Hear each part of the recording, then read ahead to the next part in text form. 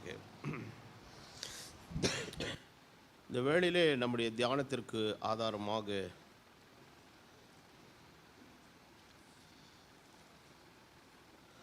வேதாகமத்திலிருந்து 2 வசனத்தை புதிய ஏற்பாட்டில் நான் வாசிக்க விரும்புகிறேன்.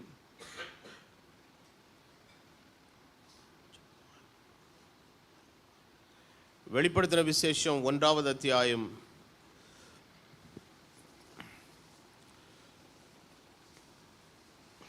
9வது வசனமும் யூதா 3வது வசனம்.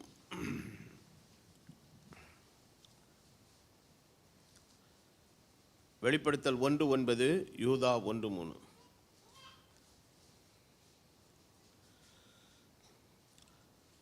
உங்கள் சகோதரனும் இயேசு கிறிஸ்துவின் நிமித்தம் வருகிற உபத்திரவத்திற்கும் அவருடைய ராஜ்யத்திற்கும் அவருடைய பொறுமைக்கும் உடன் பங்காளனுமாய் இருக்கிற யோவானாகிய நான் தேவ வசனத்தின் நிமித்தமும் இயேசு கிறிஸ்துவை பற்றிய சாட்சி நிமித்தமும் பத்மு தீவிலே இருந்தேன்.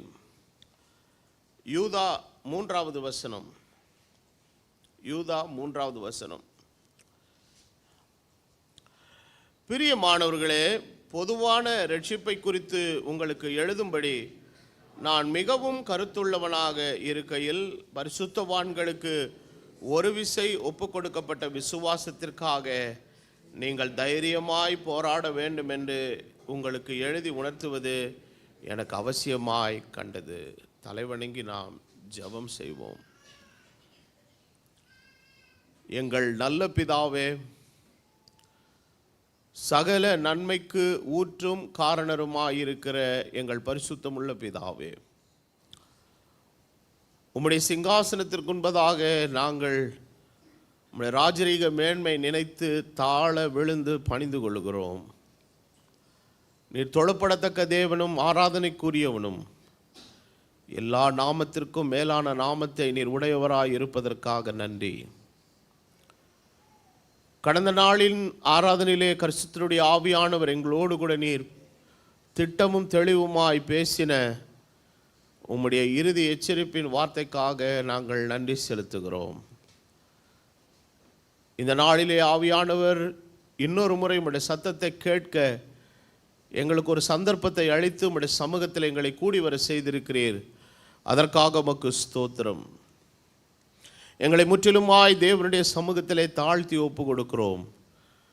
எங்களோடு நீர் பேசும் உம்முடைய பாத்திரமாய் உம்முடைய கருவியாய் நிற்கிற உமது ஊழியக்காரனை அபிஷேகித்து பரிசுத்த ஆவியானவர் உம்முடைய வியாக்கியானத்தை இருதயத்திலும் சிந்தனையிலும் வைக்க நான் ஜெபம் பண்ணுகிறேன். எல்லாவற்றை தேவ ஆவியானவர் முற்றிலுமாய் நீர் பொறுப்பெடுத்து கொண்டு ஆளுகை செய்து நடத்தும் தயவுள்ள கரத்தில் சமர்ப்பணம் பண்ணுகிறேன். உமது திருப்பாதத்தை முத்தமிடுகிறேன். உம்முடைய திருநாமம் என்னென்றைக்கும் வாழ்க என்னுமை வாழ்த்துகிறேன். எங்களோடு பேசி எங்களை ஆசீர்வதித்து சமாதானத்தோடு அனுப்பும். இயேசுவின் திவ்ய நாமத்தில் வேண்டுதல் செய்கிறேன். ஆமென். உட்காருவோம்.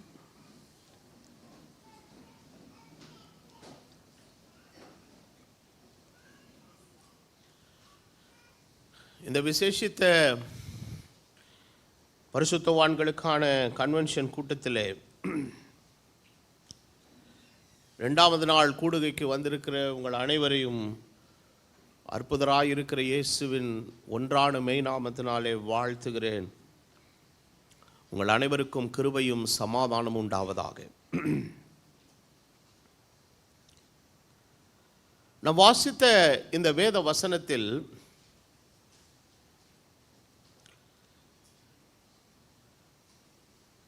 யோவான் பத்மு தீவிலே அவன் நாடு கடத்தப்பட்டு சிறைப்படுத்தப்பட்டான்.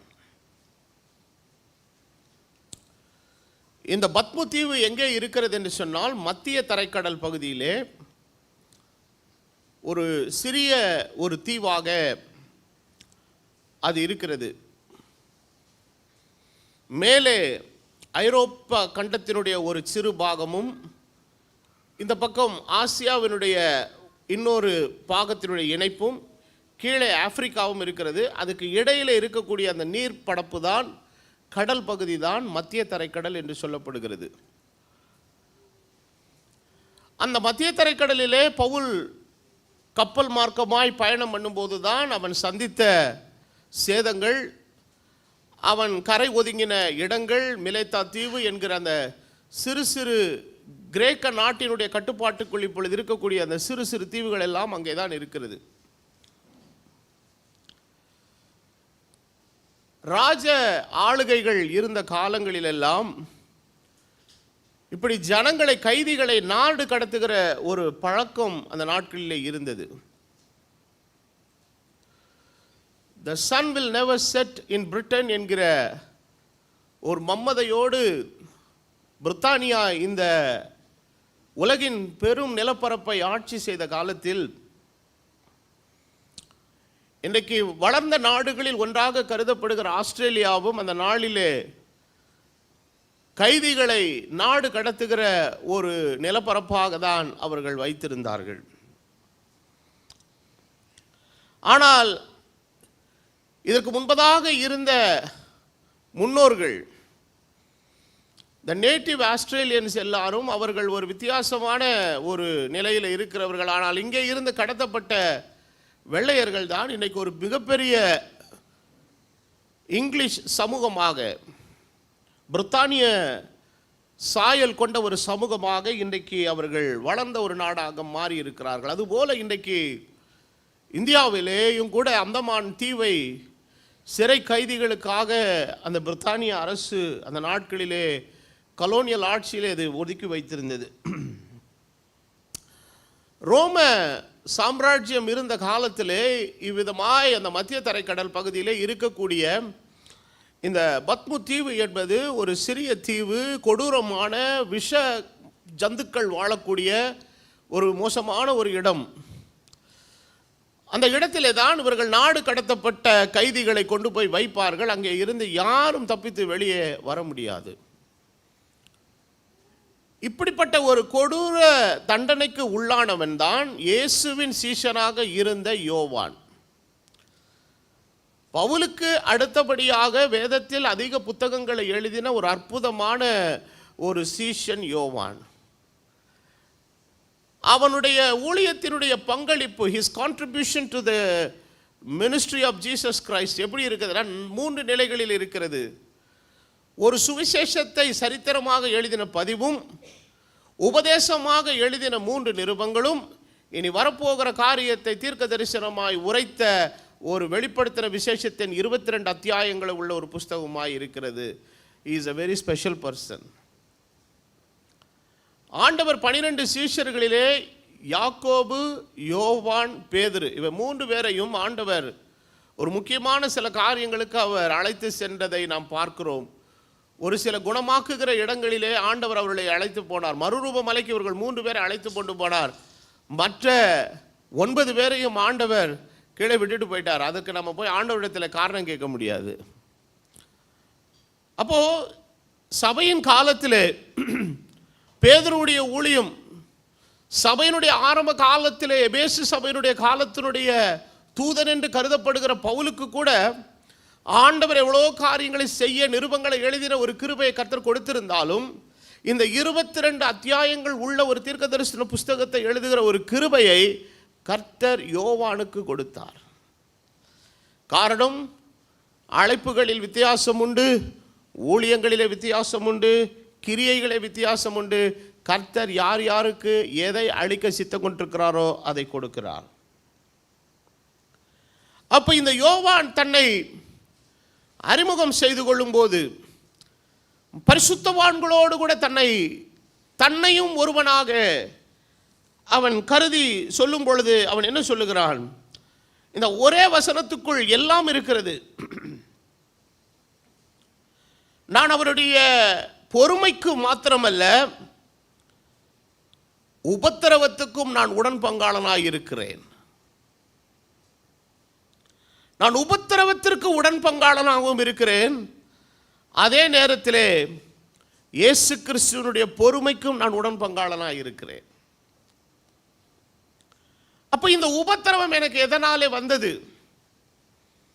அப்ப கிறிஸ்தவ அழைப்பினுடைய ஒரு நிலை என்னன்னா, ஒரு ரொம்ப ஸ்மூத்தான பாதையிலே ஆசீர்வாதங்களை எல்லாம் அள்ளி 2 பாக்கெட்டில் அப்படியே போட்டுட்டு அப்படியே ஜாலியாக போகிற ஒரு வாழ்க்கை என்று வேதம் நமக்கு சொல்லவே இல்லை.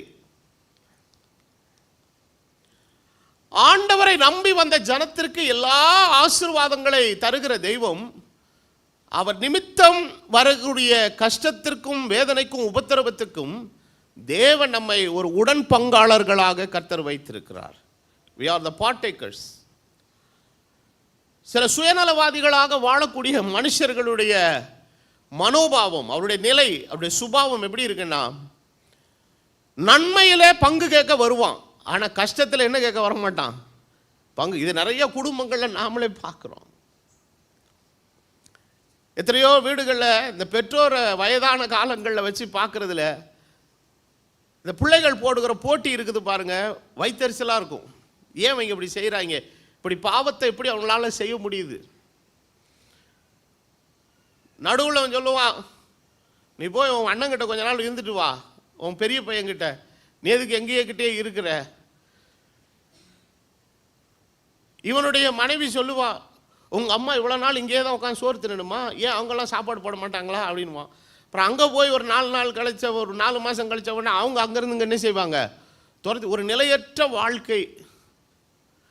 தன்னை வளர்த்து ஆளாக்கி இன்னைக்கு நல்ல நிலையில் வைத்திருக்கிற ஒருவரை வைத்து பராமரிக்கிறதற்கு இவ்வளவு அபத்தமான காரியங்களை, மோசமான காரியங்களை செய்கிற ஒரு காலத்தில். ஆனால் ஆள் இறந்ததுக்கப்புறம் அவங்க வச்சுட்டு போகிற காரியங்களில் கூறு போடுறதுக்கு எல்லாரும் என்ன செய்வாங்க, வருவாங்க. இப்படிப்பட்ட காட்சிகளை எல்லாம் இன்றைக்கு நாம் உலகத்தில் பார்க்குறோம். ஆனால்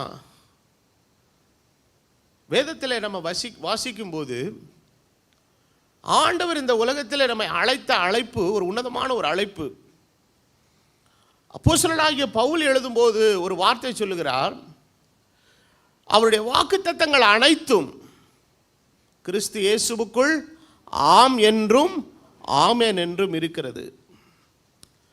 இந்த ஒரு உன்னத அழைப்பை பெற்று இயேசுவை பின்பற்றி வருகிறவனுக்கு எப்படிப்பட்ட ஆசீர்வாதம் கிடைக்கும் என்பதை இயேசு சொல்லும்போது சொல்லுகிறார், அவன் 100 ஆசீர்வாதத்தை பெறுவான். அப்போ ஆண்டவர் வாக்குத்தத்தத்தையும் கொடுத்திருக்கிறார், வாக்குத்தத்தத்தினால் கிடைக்கிற பலனையும் ஆண்டவர் நமக்கு கொடுத்திருக்கிறார்.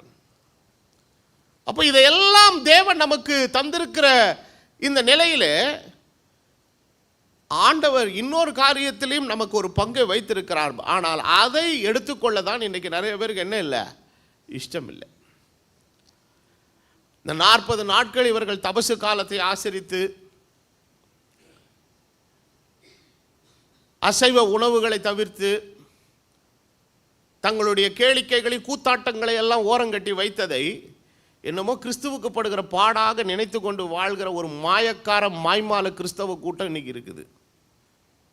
ஆனால் கிறிஸ்து இயேசுவின் நிமித்தம் வரக்கூடிய ஒரு சவாலை, ஒரு சேலஞ்சை அவன் எப்படி சந்திக்கிறான், அதற்கு தன் பங்கை அவன் எந்த அளவுக்கு கொடுக்கிறான் என்கிற அந்த நிலை வரும்போது ஒருவரும் அந்த நிலையில் நிற்க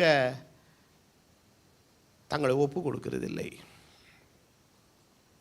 அப்போ இது எல்லாம் எப்படி இருக்கிறது என்று சொன்னால், இதெல்லாம் ஒரு பண்டிகை ஆச்சாரங்களாக இன்னைக்கு சில பிலிப்பைன்ஸ் போன்ற நாடுகள், சவுத் அமெரிக்கா போன்ற நாடுகள், இதிலெல்லாம் கிறிஸ்தவத்தில் ரோமன் கத்தோலிக்க ஆதிக்கம் பெரும்பான்மை உள்ள இதனால் அநேக தேசங்கள் இருக்குது. அங்கெல்லாம் பார்த்தீங்கன்னா அந்த குருசிஃபிக்ஷன் வந்து ஒரு ரியல் காட்சியாகவே நடக்கும்.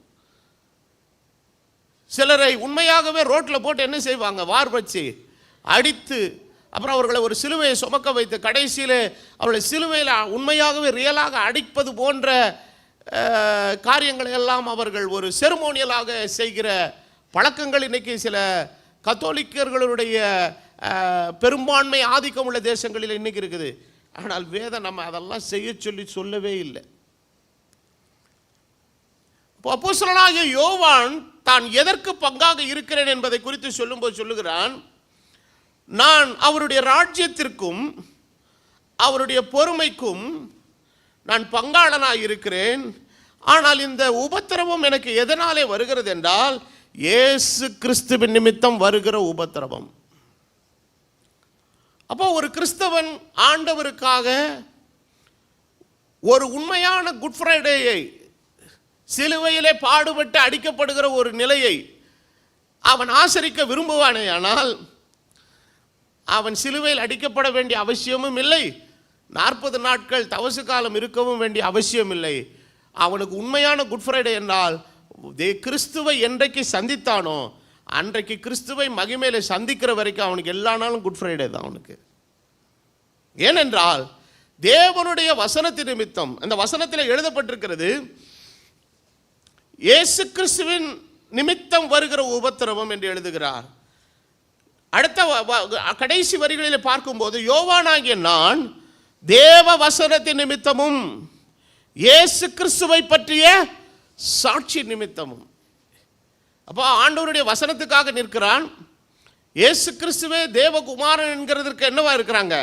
சாட்சியாக இருக்கிறான். அப்போ இயேசு கிறிஸ்துவின் நிமித்தம் தான் இவனுக்கு இந்த உபத்திரம் வந்திருக்குது. இப்போ இயேசு கிறிஸ்து இந்த உலகத்தில் இருந்தபோது தன்னை பின்பற்றி வர விரும்பின மக்களை குறித்து ஆண்டவர் என்ன சொல்றார்? ஒரு ஐஸ்வர்யமுள்ள வாலிபன் இயேசுவினிடத்தில் வந்தான். வந்து என்ன கேட்கிறான்? ஆண்டவரே, நித்திய ஜீவனை சுதந்திரிக்க நான் என்ன செய்ய வேண்டும் என்று கேட்டான்.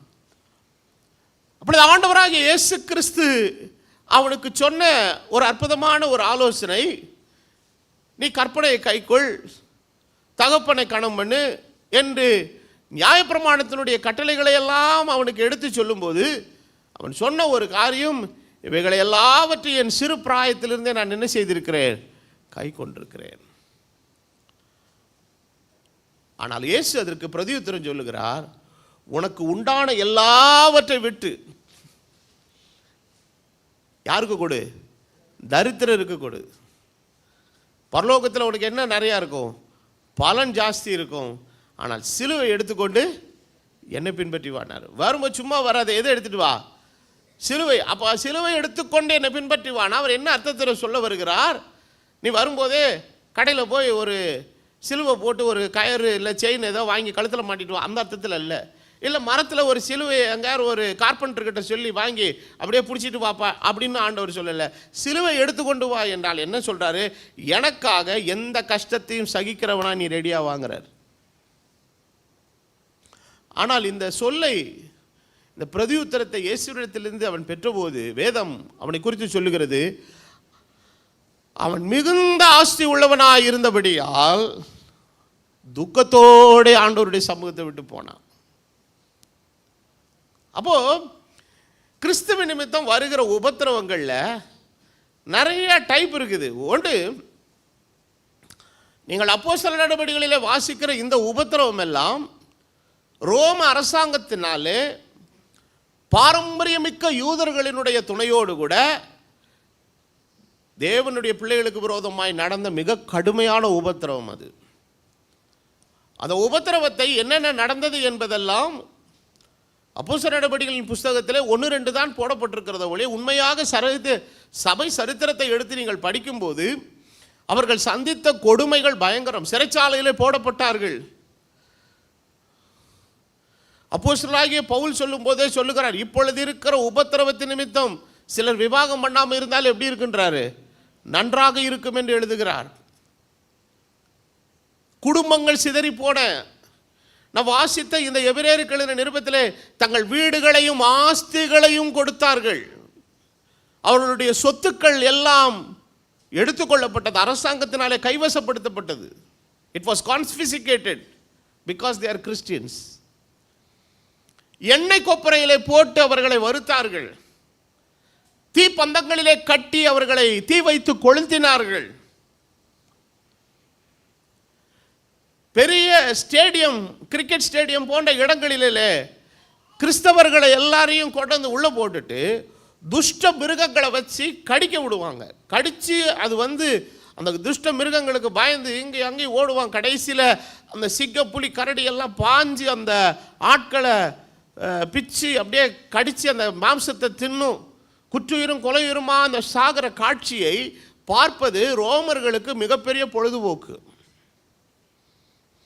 இப்படியெல்லாம் உபத்திரவத்தை கிறிஸ்துவின் நிமித்தம், அவருடைய சாட்சி நிமித்தம், அவருடைய வசனத்தின் நிமித்தம் சகித்த பரிசுத்தவான்கள் எத்தனையோ பேர் கல்லெறிந்து கொல்லப்பட்டார்கள், வாளால் அறுப்புண்டார்கள். இதெல்லாம் உச்சபட்சமான உபத்திரவங்கள்.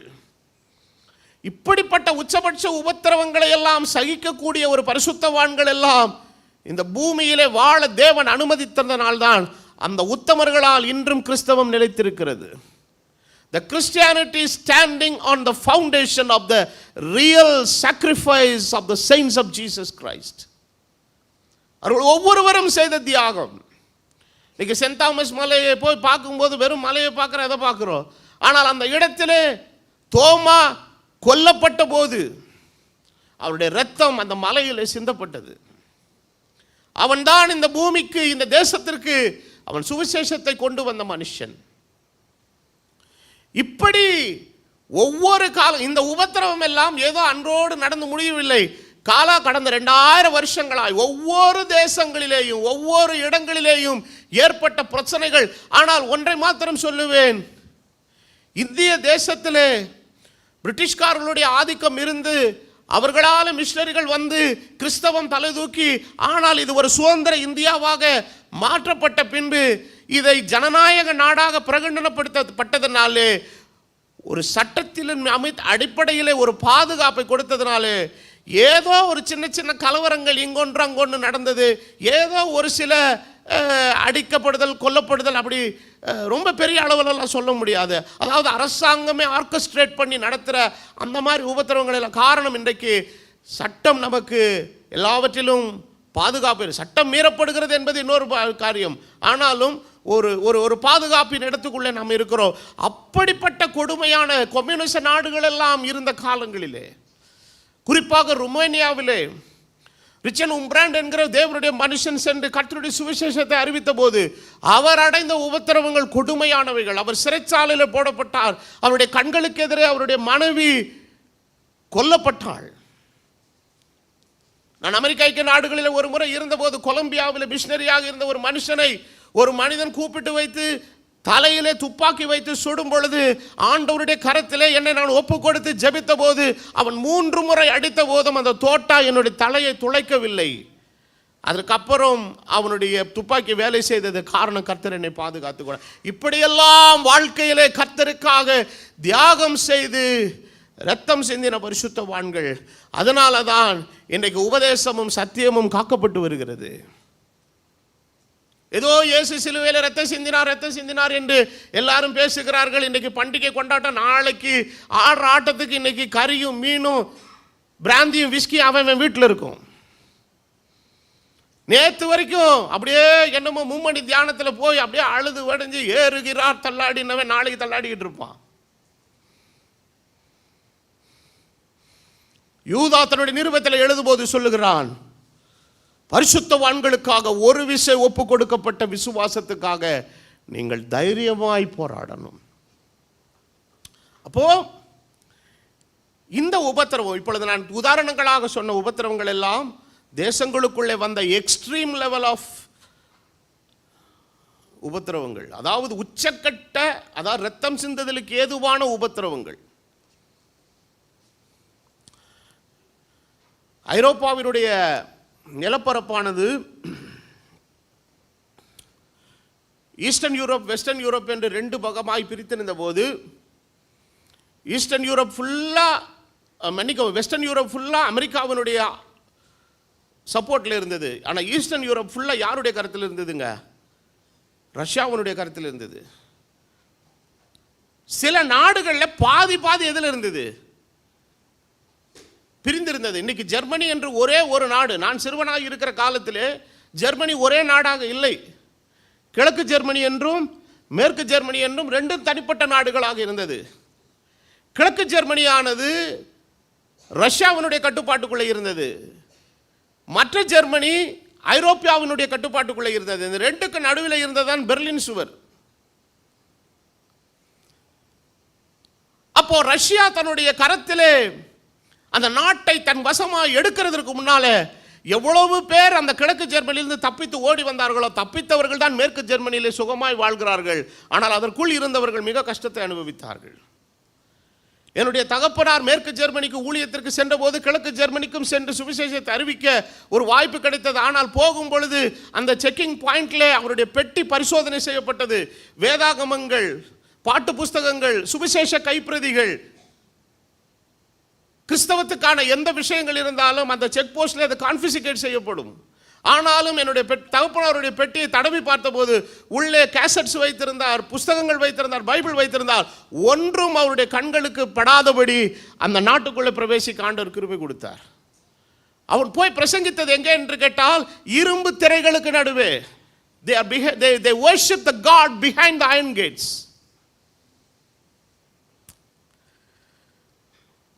காலையில் 10 மணிக்கு சர்ச்சுனா கும்பலாலாம் வர முடியாது. அது எங்கே இருக்குன்னா, ஒரு கடைக்குள்ள நீங்கள் உள்ளே போய் சாமான் வாங்குற மாதிரி உள்ளே போனால், அது எங்கேயோ ஒரு ரூமுக்குள்ளே போனீங்கன்னா ஒரு அண்டர் கிரவுண்ட் இருக்கும், ஒரு கதவை திறந்து உள்ளே போகணும். காலையில் 6 மணியிலிருந்து ஒவ்வொருத்தராக கடைக்கு பொருட்களை வாங்குவது போல உள்ளே வந்து அந்த ஆட்கள் மொத்த விசுவாசிகளும் ஒன்று கூடுவதற்கு 3-4 மணி நேரம் ஆகும். பின்பு தான் ஆராதனை ஆரம்பிக்கும். ஏனென்றால் கும்பலாக சென்றால், இராணுவத்தினுடைய பார்வையில் அது விழுந்தால் அவர்கள் கைது செய்யப்படுவார்கள். அந்த சபை ஆராதனை நடத்த முடியாதபடி இருந்து போகும். அப்படிப்பட்ட கொடுமைகளில் எல்லாம் ஜனங்கள் 3 மணி நேரமும் அந்த ஆராதனை ஆரம்பிக்கிற வரைக்கும் வந்தவர்கள் எல்லாரும் கண்ணீரோடு ஜெபிக்கிறவர்களாய், கண்ணீரோடு கர்த்தருடைய சமூகத்தில் பாடுகிறவர்களாய், கர்த்தரை துதிக்கிறவர்களாய் இருக்கிறார்கள். ஆனால் இன்றைக்கு வாசல்கள் எல்லாம் திறந்து வைத்து எல்லா வசதிகளை ஏற்படுத்தி சுதந்திரமாய் வந்து கர்த்தரை ஆராதிக்க சொன்னால் ஜனங்களுக்கு மனமும் இல்லை, ஒரு நன்றி எறிதலும் இல்லை தேவன் மேலே. எல்லாம் வெட்கப்பட வேண்டிய காரியங்கள். இன்னைக்கு அப்படிப்பட்ட ஒரு மிகப்பெரிய உபத்திரவங்களை எல்லாம் இந்தியாவிலே நாம் காணாததனாலே உலகத்தின் மறுபக்கம் கிறிஸ்துவுக்காக ஜனங்கள் எப்படி வாழ்ந்தார்கள் என்பது நமக்கு தெரியவில்லை. அப்படி இல்லாவிட்டால் அட்லீஸ்ட் ஒரு சரித்திர புஸ்தகத்தை படித்தாலும் அது கொஞ்சம் அறிவு நமக்கு வரும். இல்லாவிட்டால் நமக்கு கொஞ்சம் சில வீடியோக்கள் எல்லாம் அப்படிப்பட்ட நடந்த உபத்திரவங்களை எல்லாம் அவர்கள் ஒரு வீடியோவாக எடுத்து அதை ஒரு சினிமா போல எடுத்து அதை போட்டிருக்கிறாங்க. அதை பார்த்தாலாது இப்படிப்பட்டவர்கள் இப்படிப்பட்ட உபத்திரவங்களை எல்லாம் சந்தித்தார்களா என்று நமக்கு தெரிய வரும். அப்போ இன்றைக்கு தேவனுடைய சுவிசேஷம் செல்ல முடியாத சந்துக்கள், பொந்துக்கள், குகைகள், மலைகள், காட்டு மிராண்டிகள் வாழக்கூடிய, பார்பேரியன்ஸ் வாழக்கூடிய இடங்களிலெல்லாம் தங்கள் உயிரையும் பணயம் வைத்து கொண்டு போனார்களானால் அதற்கு ஒரே ஒரு காரணம், அவர்கள் போனவர்கள் எல்லாருடைய உயிருக்கு உத்தரவாதம் இல்லை. சிலர் மரிக்க தேவன் அனுமதித்தார். அவர்கள் ஜீவனே போனாலும் கர்த்தருக்காக தங்களுடைய ஜீவனை அவர்கள் கொடுத்து ஆண்டவருடைய சுவிசேஷத்தை அறிவித்தார்கள்.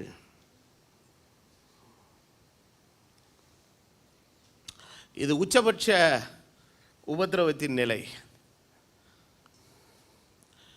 ஆதி அப்போஸ்தலருடைய காலத்தில் நடந்த உபத்திரவத்தை வேதத்தில் படிக்கும்போது இந்த நாமத்தை குறித்து எவ்வளவு வேணும் பேசக்கூடாது என்று அவர்களை கட்டுப்பாடு பண்ணினார்கள்.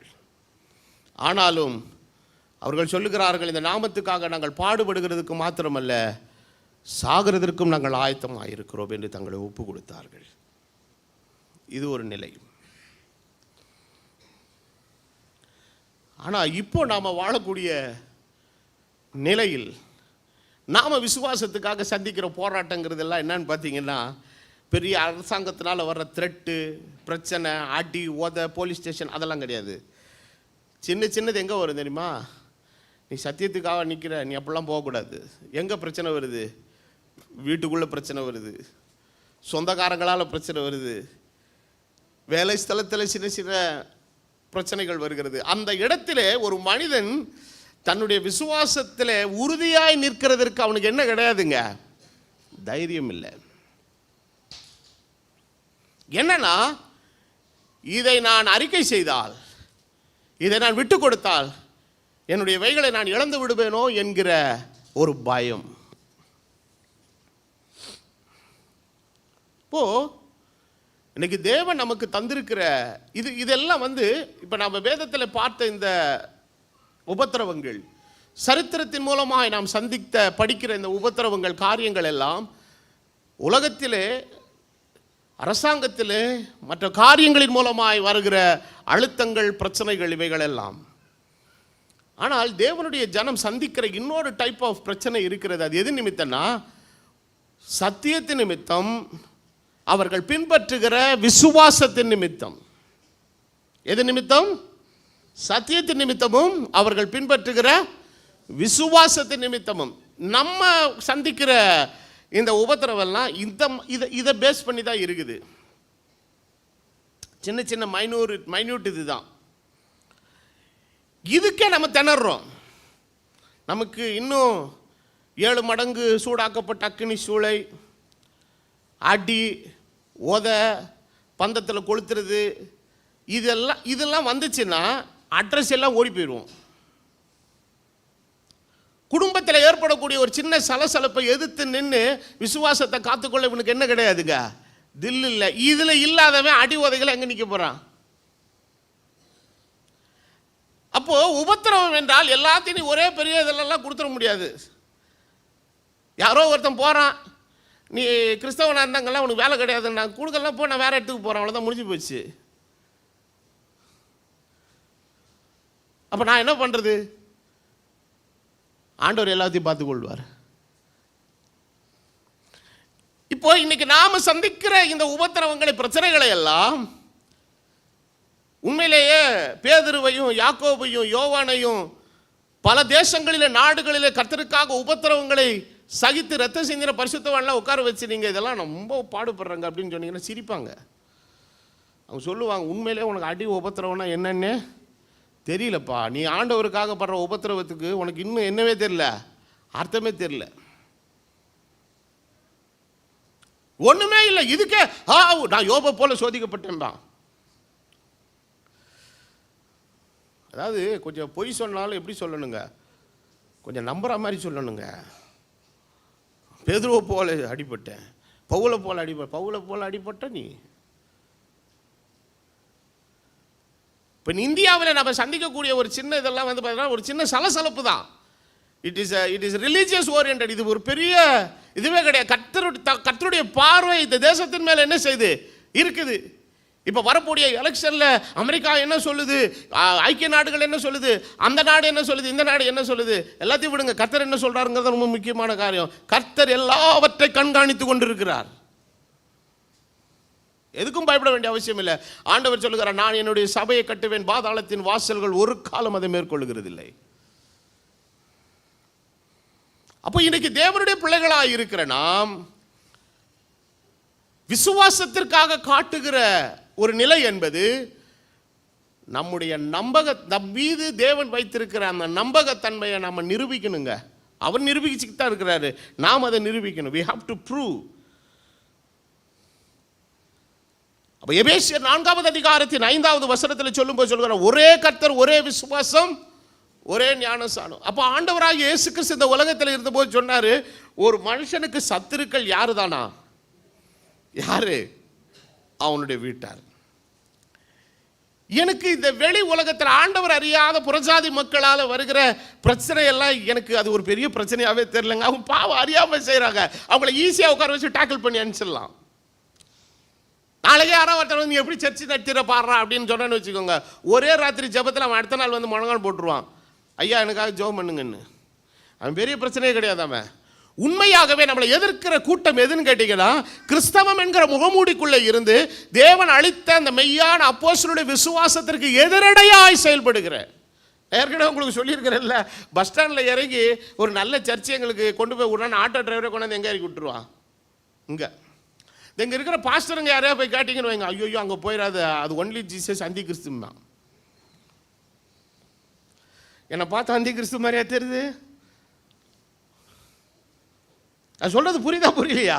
அப்போ தேவன் அளித்திருக்கிற அந்த மெய்யான விசுவாசத்துக்காக, மெய்யான வார்த்தைக்காக இன்னைக்கு நாம் நிற்கும் போது நமக்கு அநேக பிரச்சனைகளை நாம் சந்திக்க வேண்டியவர்களாக இருக்கிறோம்.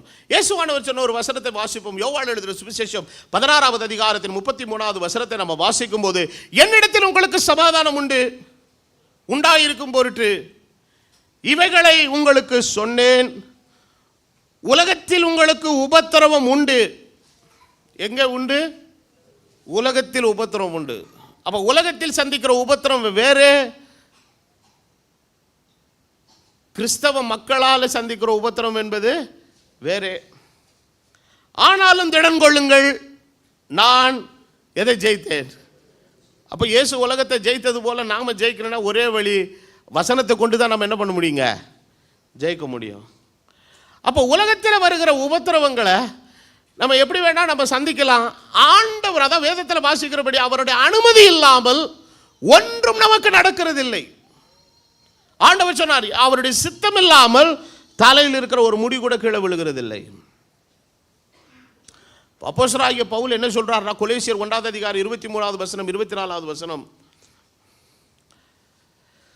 அது சொல்றது, அந்த சுவிசேஷம் வானத்தின் கீழே இருக்கிற சகல சிருஷ்டிகளுக்கு என்ன பண்ணப்படுகிறது? பிரசங்கிக்கப்படுகிறது. அதற்கென்றே பவுலாகிய நான் என்ன ஆனேன்? ஊழியக்காரன் ஆனேன். இப்பொழுது நான் உங்கள் நிமித்தம் அனுபவிக்கிற பாடுகள். என்னது? உங்கள் நிமித்தம் அனுபவிக்கிற பாடுகள்னா என்னது? இந்த விசுவாசிகள் கிறிஸ்துவுக்குள்ள வழிநடத்திருக்கிறதற்காக இவன் எடுக்கிற பிரயாசத்தினால அவங்களுக்கும் த்ரெட்டு வருது. யாருக்கும் த்ரெட்டு வருது? பவுலுக்கும் த்ரெட்டு வருது. இன்னும் அங்கே வந்து இந்த ஜனங்களெல்லாம் மாத்திரியா, இந்த ஜனங்களெல்லாம் ஆண்டவருடைய பிள்ளைகளை மாத்திரியா, இப்படி பிரச்சனைகள் என்ன செய்து வருது. அவங்க ஏதோ தப்பு செஞ்சுட்டு கோக்குமாங் பண்ணிட்டு அதுக்காக பவுல் போய் கஷ்டப்படல. நல்லா புரிஞ்சுக்கணும். ஒரு மனுஷன் விசுவாசத்திற்காக தைரியமா நிற்கிறான்னா அவனோட உடன் பங்காளனா நின்று இவன் கஷ்டப்படுறது உபத்திரவத்துக்காக வசனத்துக்காக கஷ்டப்படுறான், இயேசு கிறிஸ்துவிட்ட கஷ்டப்படுறான்னு நம்ம கடைசி வரைக்கும் எவ்வளவும் கூட இருந்த அவமானத்தை அசிங்கத்தை எல்லாம் பண்ணலாங்க, சந்திக்கலாம். ஏதாவது ஏடாவாடம் பண்ணி வச்சுட்டு, அதனால தான் வேதம் நமக்கு கற்பிக்கிற 2 விஷயங்கள் உண்டு. ஒன்று, நாம் நன்மை செய்து பாடு அனுபவிக்கிறதுன்னு ஒன்று இருக்குது. இன்னொன்று, அநியாயமாக தப்பு செஞ்சுட்டு என்ன அனுபவிக்கிறது? பாடு அனுபவிக்கிறது. இது 2 பாடுகளில் நம்ம எந்த பாடுகளில் நம்ம உடன் பங்காளனா யாரோட போய் நிற்க முடியும்? பாஸ்டர், நான் கிறிஸ்தவனாக இருக்கிறேன், என்னை போட்டு அடிக்கிறான் பாஸ்டர், உன்னோட வந்து நிற்பேன். உன் மூஞ்சில் காரி துப்புறேன், நான் 2 துப்பை என்னையும் சேர்ந்து துப்பட்டு உன்னோட நிற்பேன் நான் கடைசி வரைக்கும். திடீர்னு ஃபோன் பண்ணி சொல்கிறான், பாஸ்டர் நான் ஆண்டவருடைய பிள்ளைன்னு சொன்னேன் பாஸ்டர், என்னை வேலையை விட்டு தூக்கிட்டானுங்க பாஸ்டர், சஸ்பெண்ட் பண்ணிட்டானுங்க, கையில் காசு கூட கொடுக்க மாட்டேங்கிறான, வாடா நான் ஜோறு போடுறேன், வாடா,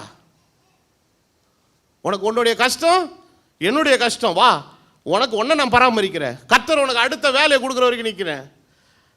ஏதோ ஃபோர்ஜரி பண்ணிட்டு மாட்டிக்கிட்டேன்னா நம்மளை ஆளை விட்டுரு சாமி. லஞ்சம் வாங்கிட்டேன் பாஸ்டர், தெரியாமல் ஆசைப்பட்டு ஒரு 1000 ரூபா எக்ஸ்ட்ரா வாங்கிட்டேன், புஷ்டாங்க பாஸ்டர், எனக்காக வந்து போலீஸ் ஸ்டேஷனில் பேசுகிறீங்களா? சத்தியமாக வரமாட்டேன்.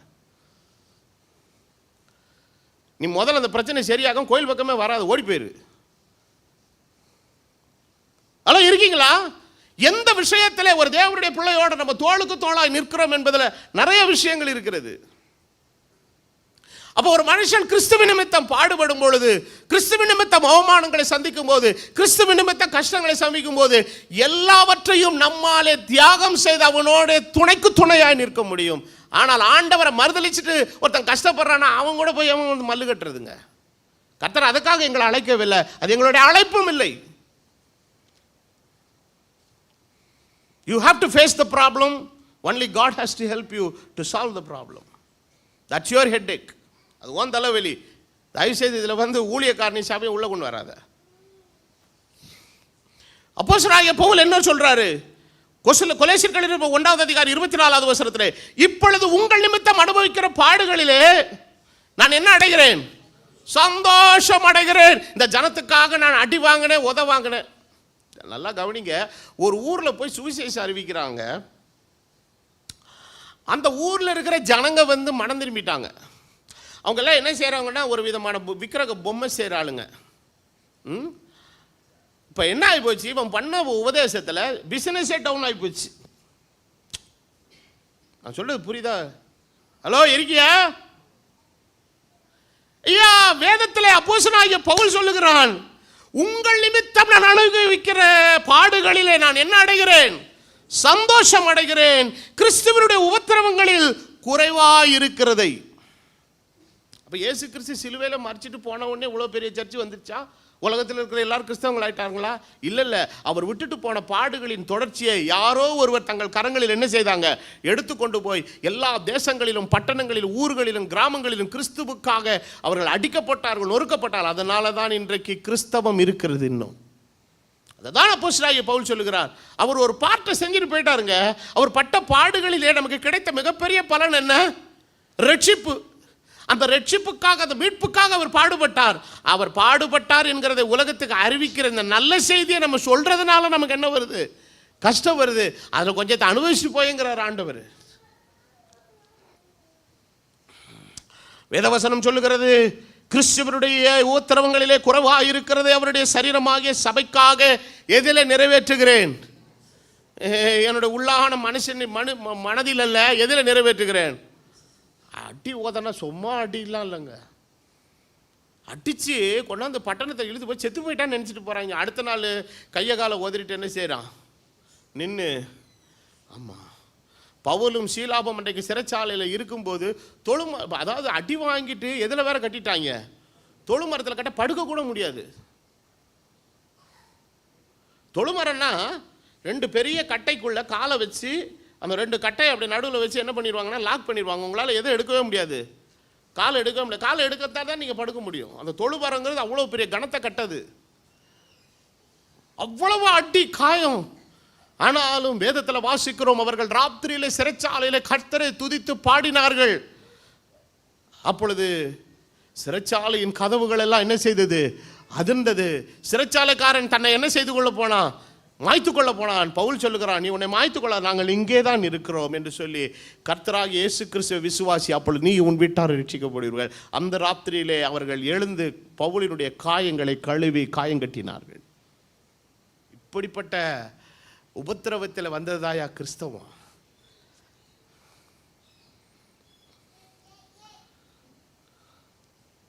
இன்றைக்கு நாம சந்திக்கிற சேலஞ்ச் அவர்கள் சந்தித்த சேலஞ்சோட கம்பேர் பண்ணா எதுலேயே வைக்க முடியாது, அது பக்கத்துலேயே நிற்காது.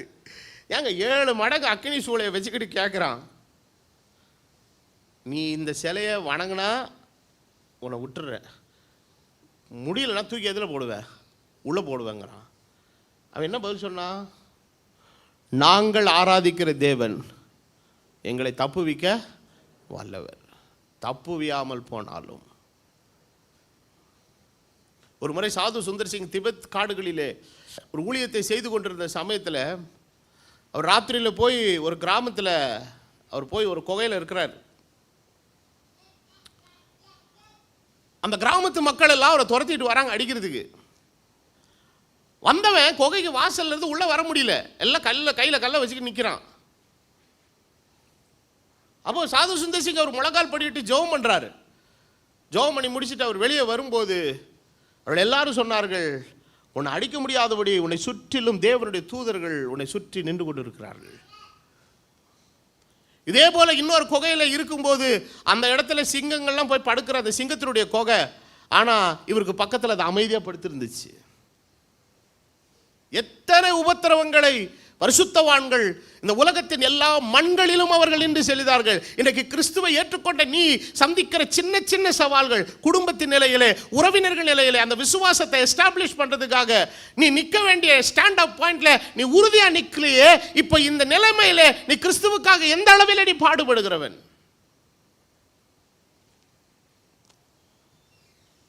உன்னுடைய விசுவாசத்தை எப்படி நம்புறது? இதெல்லாம் ஒரு மைனர் சேலஞ்சஸ் தான். இதெல்லாம் ஒரு மனுஷன் ஈஸியா என்ன பண்ணிடலாம். அப்போ இந்த ஒரு சின்ன மைனர் டெஸ்டையே, ஏபிசிடி எழுதுற இந்த டெஸ்டையே உன்னால சந்திக்க முடியலன்னா உங்ககிட்ட கொண்டாந்து பிசிக்ஸையும் கெமிஸ்ட்ரியும் கொடுத்தா நீ எப்படி பாஸ் பண்ண போற? வேதவசனம் சொல்லுகிறது, அவர்கள் எல்லாரும் விசுவாச பரீட்சைக்கு என்ன செய்யாதவர்கள். ஆண்டவர் சில நேரத்தில் டெஸ்ட் வைப்பாரு, ஆனா நின்னா எதுக்கு நிக்கணுங்க? அந்த விசுவாச பரீட்சைக்கு தைரியமா நிக்கணும். அப்போ நம்மளுடைய வாயின் வார்த்தையின் கன்ஃபெஷன், நம்மளுடைய அடையாளம், நம்மளுடைய ஐடென்டிட்டி, நம்மளுடைய காரியங்கள் எல்லாவற்றிலையும் ஒரு ஷேடோ லைஃப் வாழக்கூடாதுங்க. நான் கிறிஸ்துவை ஏற்றுக்கொண்ட நான் இதுதான், திஸ் இஸ் மீ. இதனால எனக்கு என்ன வந்தாலும் சரி, நான் என்ன விட மாட்டேன். அன்னைக்கு ஆபிரகாம் அபிமெலேக்கை சந்தித்த போதும் சரி, எகிப்தின் ராஜாவை சந்தித்த போதும் சரி, உண்மையான ஐடென்டிட்டியை சொல்லியிருந்தான்னா அவனே விட்டுருப்பான். என்ன பண்ணா, நீ போய் என்னை தயவுசெய்து என்னை அடிச்சிருவாங்க, நீ என்னன்னு சொல்லு. சகோதரி சிஸ்டர்னு சொல்லு. அவனுக்கு பாருங்க உயிர் பயம். யாருக்கு? ஆபிரகாமுக்கு. கிழவி வேற அழகா இருக்கா, இந்த அழகா இருக்கிற கிழவியை கூட்டிட்டு போக பயம். சிஸ்டர்னு சொல்லு, இல்லைன்னா என்னை கொண்டு போட்டுருவாங்க. இவன் தெரிஞ்சவொடனே சிஸ்டர்னு தெரிஞ்சவொடனே தூக்கிட்டு போயிட்டாங்க. கர்த்தர் ராத்திரியில் உள்ள வந்துட்டார். கையை வச்சா கொண்டு போட வேண்டான்ட்டார். யார்? 2 பேரையுமே. அவன் பதறி போய் வந்து சொல்கிறான், ஏன்பா அப்படி தப்பு பண்ண, உன் வைஃப்னு சொல்லி தான் விட்டுருப்பேன். என்ன நீ என்னைக்கு உண்மையான அடையாளத்தில் இருக்கிறீ அன்னைக்கு தான் கர்த்தர் உனக்கு உதவி செய்வார். இல்லாவிட்டா உன் வாழ்க்கையில் சாபம் குடிகொண்டு இருக்கும். உன்னுடைய வாழ்க்கை ஆசீர்வாதமாயிராது. நீ சந்திக்கிற முடிவு பரிதாபமாயிருக்கும். ஆண்டவர் சொல்றார், நீ என்னை பிதாவினுடைய சமூகத்து உண்பதாய் என்னை அறிக்கை எடுக்கிறவனை நானும் என் பிதாவின் சமூகத்து உண்பதாய் என்ன பண்ணுவேன்? அறிக்கை. நீ என்னை மறுதலித்தால் கர்த்தர் நிச்சயமா உன்னை மறுதலிப்பார். அக்கிரம செய்யக்காரன் என்னை விட்டு என்ன செய்? அகன்று போ. அதனால தான் அப்போஸ்தலனாகிய பவுல் சொல்கிறார் 2 தீமோத்தேயு 4:7-8, நான் நல்ல போராட்டத்தை போராடினேன், ஓட்டத்தை முடித்தேன். எதை காத்துக்கொண்டேன்? விசுவாசத்தை காத்துக்கொண்டேன். அப்போ காத்துக்கொள்றதுக்கு என்ன பட வேண்டியது இருக்குதுங்க? போராட வேண்டியது இருக்குது. வேற என்ன பண்றது? அப்போ நாம் கிறிஸ்துவை ஏற்றுக்கொண்டதுனாலே, நாம் கிறிஸ்தவனாய் இருப்பதனால, வேதவசனம் அழகாய் ஒரு இடத்துல சொல்லு, நீ கிறிஸ்தவனாய் இருப்பதினால் பாடுபட்டால். எதனால் இருப்பதனாலே? கிறிஸ்தவ மதத்தில் இருப்பதினால் பாடுபட்டால் இல்லை, கிறிஸ்தவனாய் இருப்பதினால் பாடுபட்டால். அப்போ அதுக்கு போராட்டம் என்ன செய்யும்? இருக்கும். அப்படி கிறிஸ்தவன் என்கிற அடையாளத்தோடு கூட இருக்கிற போது அதனாலே உனக்கு சில நன்மைகள் உன்னுடைய கையை விட்டு பறிபோகும், ஒரு சில உரிமைகள் உன்னுடைய கையை விட்டு பறிபோகும். எது போனாலும் சரி, என்னை வாழ வைக்கிற தேவனோடு கூட இருக்கிறாரு. வேதவசனம் சொல்லுகிறது, நல்ல போராட்டத்தை என்ன செய்தேன்? போராடினேன். எதை முடிச்சிட்டேன்? ஓட்டத்தை முடித்தேன். எதை காத்துக்கொண்டேன்? ஓட்டத்தை முடிக்கிறதுனா நிறைய பேர் நினைக்கிறான், செத்துறதே ஓட்டத்தை முடிச்சதுன்னு நினைக்கிறான். நல்லா புரிஞ்சுக்கோங்க, சாவது ஓட்டத்தை முடிக்கிறது கிடையாது. நீ டிக்கெட் வாங்கிட்டேன்னு அர்த்தம். உசுர் போனவன் எவனும் ஓட்டத்தை முடித்தவன் கிடையாது.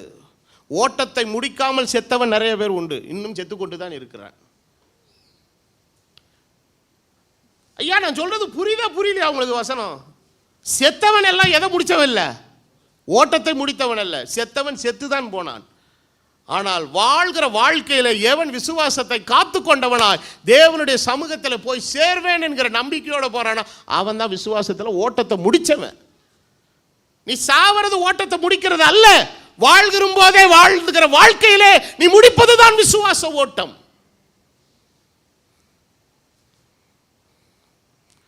33 வருஷ ஊழியத்தின் பாதையில் கடந்து வந்த எனக்குள்ள ஆண்டவர் ஒரு நல்ல ஒரு மன நிறைவை கர்த்தர் கொடுத்திருக்கிறார். நல்ல ஒரு ஊழியத்தை செய்திருக்கிறோம் அல்லவா, சத்தியத்தை உள்ளபடி பிரசங்கித்திருக்கிறோம் அல்லவா, எத்தனையோ ஆயிரங்களுக்கு பிரயோஜனமாக இருக்கு. ஆண்டர்கிட்ட கேட்கறது, நீ என்ன சித்த வச்சிருக்கிறீரோ அதை கரெக்டாக நான் செஞ்சு முடிச்சிடணும், அதை மாத்திரம் நான் மிஸ் பண்ணிடக்கூடாது. அதான் ஆண்டர்கிட்ட நான் கேட்கறது. எனக்கு ஆண்டர் வர்ற வரைக்கும் அனுமதிச்சாலும் இருக்க ரெடி, போகணும்னு ஆண்டவர் தீர்மானிச்சா போகும் ரெடி, நான் எதுக்கும் பிரச்சனை இல்லை. ஆனால் ஒன்றே ஒன்று ஆண்டர்கிட்ட கேட்கறது, வரும்போது உங்களுடைய கடத்தில் நல்லதை ஒப்புவிக்க நான் வரணும். I must come well prepared to your presence. அப்போ வேதவசனம் என்ன கற்பிக்கிறது? நீ போராடுகிறது மாத்திரமல்ல, அப்போ போராடுகிறவன் தான் எதை காத்துக்கொள்ள முடியும்? சண்டை போட வந்து if you don't have attitude to fight, you cannot win the battle. இன்னைக்கு பாருங்க எவ்வளவு விஷயத்துக்காக உலகத்தில் போராடுறேன். மக்கள் உரிமைக்காக போராடுறேன், பொம்பளை உரிமைக்காக போராடுறேன். நான் உரிமைக்கு பொம்பளை உரிமைக்காக போராடுறேன், ஒருத்தன் குப்பைக்காக போராடுறான், அப்புறம் பொல்யூஷனுக்காக போராடுறான் ஒருத்தன். பூவுலக நண்பர்கள்னு சொல்லி எங்கெல்லாம் குப்பையை கொட்டினீங்களா அதுக்கெல்லாம் எதிர்ப்பு தெரிவித்து அவங்க என்ன பண்ணுவாங்க? போராடுறாங்க. ஏன்பா நிலத்தை கெடுக்கிற, ஆறை கெடுக்கிற, ஏரியை கெடுக்கிற, குளத்தை கெடுக்கிற, கடலை கெடுக்கிற, மாசுபடுத்தாதீங்கப்பா, அதுக்கு போராடுற எவ்வளோ பேர் இருக்கான். குரங்குக்கு போராடுறவன் இருக்கிறான், அதுக்கு ஒரு இயக்கம் இருக்குது. நான் இருக்கிற அப்பார்ட்மெண்ட்டுக்கு பக்கத்தில் ஒரு வீணா போகிறவங்க ஒருத்தர் 50 நாயை வச்சிருக்கிறான் ஒரு கூண்டுக்குள்ள. அது நடுராத்திரி 1 மணிக்கு ஓலையிடும். அங்கே இருக்கிற ஏரியா அசோசியேஷன் தலைவர்கிட்ட போய் சொன்னேன், சார் கம்ப்ளைண்ட் கொடுங்க சார். நான் எவ்வளோ கம்ப்ளைண்ட் கொடுத்துட்டேன் சார், அவன் எடுக்கவே மாட்டான் சார், என்ன பண்ணுறது? இன்றானா அவன் ப்ளூ கிராஸான், தெருவில் போகிற நாய்க்கு அடைக்கலம் கொடுக்குறான். அவன் படுபாவி எங்களை ராத்திரி நிம்மதியாக தூங்க விட மாட்டேங்கிறான். தெருவில் சுற்றுற நாய்க்கு போராடுறவன், பொம்பளைக்காக போராடுறவன், சைல்டு அபியூஸுக்காக போராடுறவன், ஒவ்வொருவர் ஒவ்வொரு நோக்கங்களுக்காக போராடுகிற உலகத்தில் இருக்கிறார்கள். ஆனால் கிறிஸ்து உன்னை என்னை அழைத்தது இந்த விசுவாசத்துக்காக போராட அழைத்திருக்கிறார்.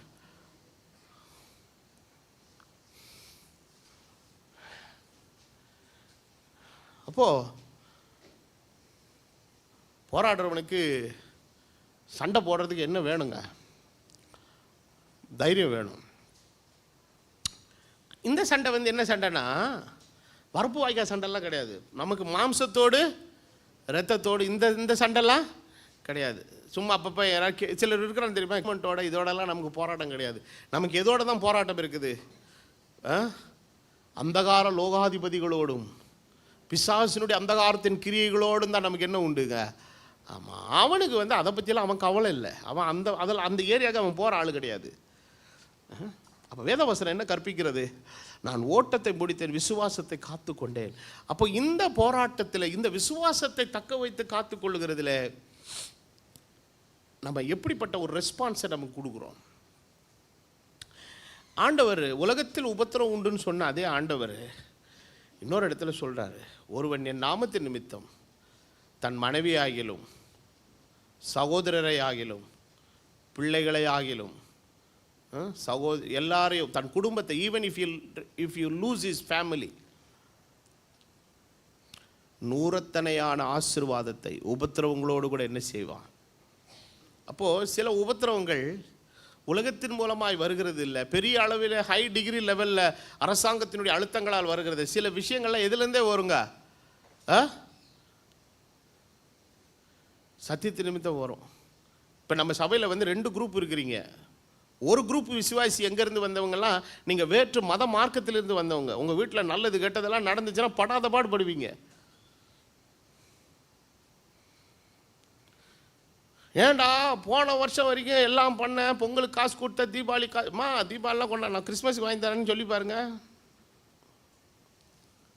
அங்கேயே பிரச்சனை ஸ்டார்ட் ஆகும். இது ஒரு குரூப்பு. இன்னொரு குரூப் இந்த பாரம்பரியத்திலேருந்து வந்திருப்பாங்க பாருங்க, சிஎஸ்ஐ லுத்தரன் இந்த மாதிரி கேஸுகள்லேருந்து வந்தவங்க. இதுக்கு வேற சில ஐட்டங்கள் வச்சிருக்கும். அப்போ என்ன கிளம்பு உள்ள இருந்து போராட்டம் கிளம்பும். குழந்தை பிறந்த ஆண்டவர் அறியாத ஜனங்க அவங்களும் பாவம் நிற்பாங்க. உண்மையிலே இந்த கன்னியப்பா தாத்தா இறந்தப்போ அந்த பாட்டி நின்னது உண்மையிலே பெருமைக்குரிய ஒரு விஷயம். ஒத்த பொம்பளையா நம்ம யாருமே சப்போர்ட் இல்லை.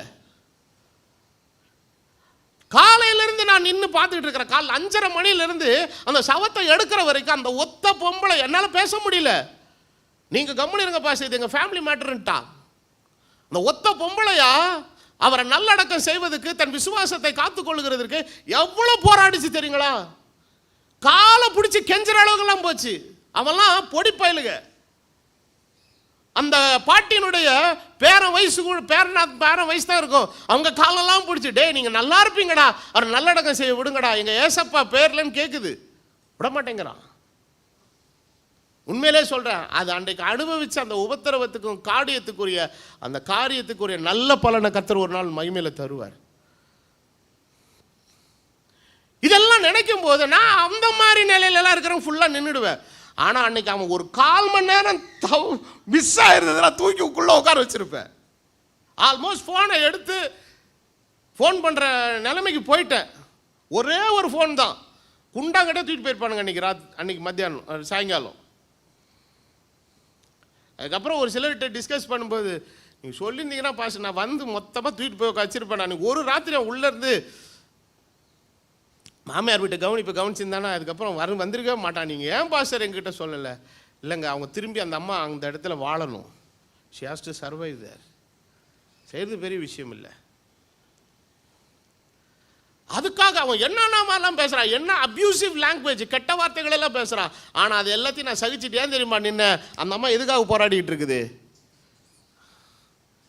நீ போய் பாரம்பரியத்துக்கும் அவிசுவாசிக்கு கேள்வி வாழ்க்கை ஒப்பு கொடுத்துட்டு அவன் வண்டை கெட்ட வார்த்தையை பேசுவோம், இதுக்கெல்லாம் நான் நிற்க முடியாது, அதெல்லாம் நிற்கணும். அப்படி என்னுடைய சுயமரியாதை நான் இழக்கணுங்கிற அவசியம் எனக்கு கிடையாது. விசுவாசத்துக்காக நின்னா என்னோட சுயமரியாதை நான் இழக்க நான் ரெடியாக இருக்கிறேன். நீ தேவையில்லாத காரியத்தை செஞ்சுட்டு வந்தவன் போனவங்களாம் வாய்க்கு வந்தபடி பேசுவான், அதுக்கெல்லாம் பாஸ்டர் ஈன்னு பல்லக்காட்டி நிற்பான்னு நினைக்காத, தயவுசெய்து நினைக்காத.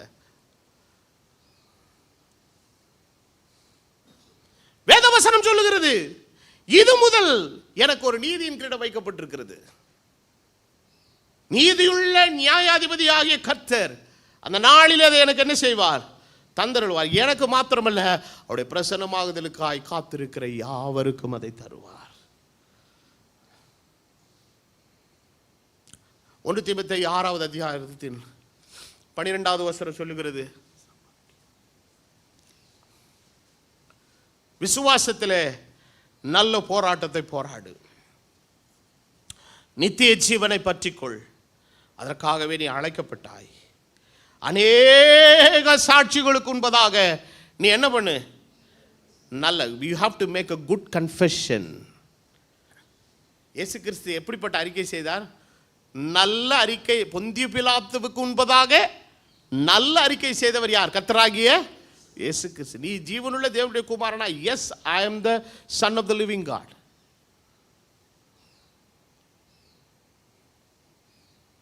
பேதுரு என்ன சொல்லலாம்? நீர் எங்கே மறிக்கிறீரோ நான் அங்கே மறிப்பேன், எங்கே உசுரை கொடுக்குறீரோ அங்கேயே கொடுப்பேன்.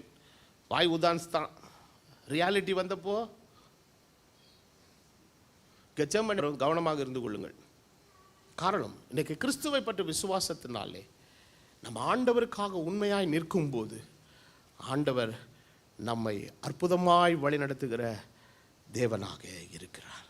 அதனால தான் அப்போஸ்தலனாகிய பவுல் சொல்லுகிறார், விசுவாசத்தில் என்ன போராட்டத்தை போராடுப்பா? நல்ல போராட்டத்தை போராடு, நித்திய ஜீவனை பற்றிக்கொள்.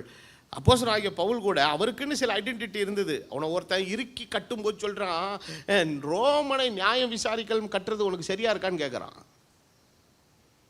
ரோமனை நியாயம் விசாரியாமல் இப்படி அடிக்கிறியே, இது நியாயமானு கேட்குறான். விட்டுட்டு ஓடி போய் சேரான் அவன். ரோமன் ஜாக்கிரதையா இருங்க. இன்னொரு இடத்துல நான் சொல்லலாம், நான் பரிசேயனில் பிறந்த பரிசேயன் சொன்ன உடனே அங்கே கூட்டத்தில் பரிசேயனுக்கு சதுசேயனுக்கு தகராறு வந்துருச்சு. நம்ம பவுல் லேசுப்பட்ட ஆள் இல்லை, எங்கெங்க எதை போடணுமோ போடுறாரு தான். ஆனால் அது எதுவுமே ஹெல்ப் பண்ணலை.